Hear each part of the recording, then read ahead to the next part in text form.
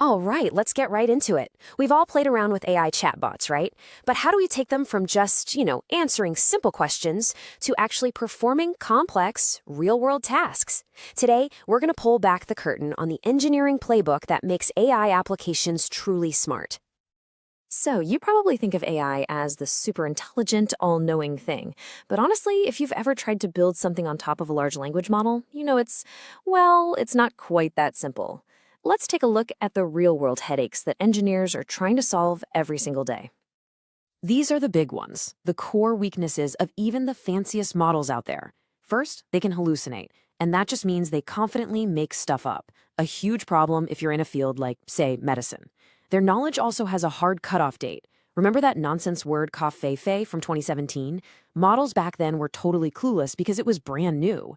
They're also really, really hard to control. We all remember Microsoft's Twitter bot that went completely off the rails in less than 24 hours, and on top of all that, they often lack deep specific knowledge for your industry and have a surprisingly short memory, a problem people call the needle in a haystack challenge. So yeah, the struggle is real. Okay, so how do we even begin to fix all this? Well, the first line of defense, and honestly the one that's most accessible to every single one of us, is just getting better at how we talk to the AI. It all starts with crafting much, much better prompts. I mean, just look at the difference here. A vague prompt like, "summarize this document," you're going to get a generic, probably useless response. But when you add some context, the length, the topic, the format, and this is the key, the audience, you completely transform the output. You're not just giving a command anymore, you're setting clear, actionable expectations. So what happens when even a super detailed prompt just isn't cutting it? What if your task is so specific or, subjective that the AI needs more than just a good set of instructions? Well, that's when you have to become the teacher. And this is where a really cool technique called few-shot prompting comes into play. The idea is simple. Instead of just describing what you want, you show it. You give the AI a few examples, a few shots of the correct input and the kind of output you're looking for, all inside the prompt itself. This is how you align the model to your very specific, kind of nuanced task. Take this example right here. Is the phrase, "the product is fine, but I was expecting more," negative? Or is it neutral? It's pretty subjective, right? So by providing examples, you're basically teaching the model your specific definition of negative. You're telling it, hey, for us, it's okay, but counts as negative. So now when it sees a similar sentence structure, bam, it correctly classifies the new review as negative, matching exactly what your company needs. Better prompts are awesome. They really are, but they can't solve that whole outdated knowledge problem. For that, we've got to go to the next level, giving the AI its very own external library that it can check for fresh, accurate information. This technique has a fancy name, Retrieval-Augmented Generation, or just RAG for short. The easiest way to think about it is like giving the AI an open book exam. Instead of forcing it to rely only on what it memorized during training, it can now look up the facts from a trusted source right before it gives you an answer. Here's the breakdown in 4 simple steps. First, you ask a really important question. Then, the system instantly searches a private, up-to-date knowledge base.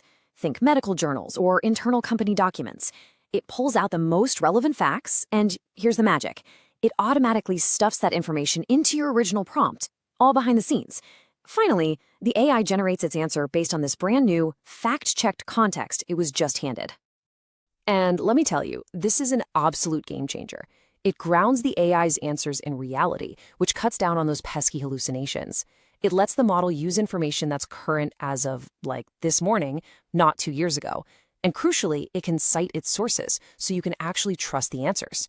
It also helps solve that limited memory problem by only feeding the AI the most important bits of info, not the whole library at once.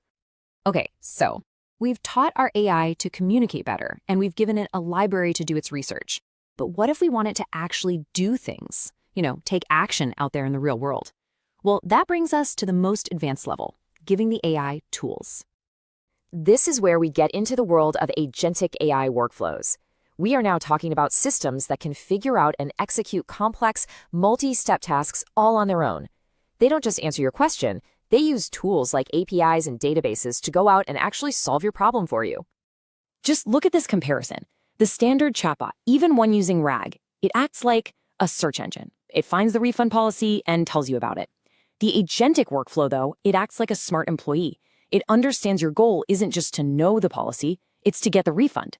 So it kicks off the process by asking for your order number. And this is the kind of process it would follow. It might first use RAG to quickly double-check the latest refund policy. Then it asks for your information. Next, it uses a tool, an API call, to look up your order in the company database. And finally, once it confirms you're eligible, it uses another tool to actually process that refund. It's the whole shebang from start to finish. So under the hood, these agents are really built from three main things. You've got the prompts, which are like the agent's brain or reasoning engine. You have memory, both for the current conversation and for long-term stuff about you.